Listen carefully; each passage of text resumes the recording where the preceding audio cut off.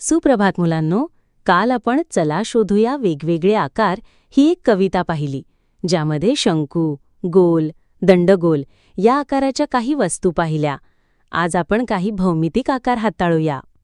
मुलांनो, या टेबलावर पहा बरं. तुम्हाला काडेपेटी, टूथपेस्टचे खोके, मिठाईचे खोके, पाण्याच्या बाटल्या, विविध आकाराचे रंगीत चेंडू, विदूषकाची टोपी अशा अनेक वस्तू दिसत असतील. त्या प्रत्येक वस्तूला कोणता ना कोणता आकार आहे. तर तो आकार कसा ठरवावा हे आपण पाहूया. हे आहे मिठाईचे खोके. अशा आकाराला इष्टिकाचिती म्हणतात.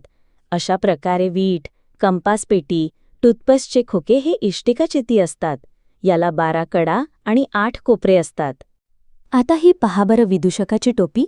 ही टोपी शंकूच्या आकाराची आहे.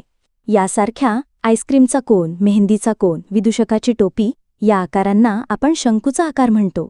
शंकूला 1 कडा आणि 1 कोपरा आहे. आता या पाण्याच्या बाटलीच्या आकाराला दंडगोल म्हणतात.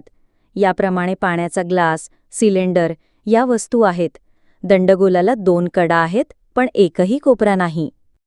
चेंडू गोल असतो हे तुम्हाला माहीत आहे? चेंडूसारख्या आकाराला गोल म्हणतात. यासारखी बांगडी, भाकरी, चंद्र व बॉल वस्तू आहेत. गोलाला एकही कडा नाही आणि एकही कोपरा नाही.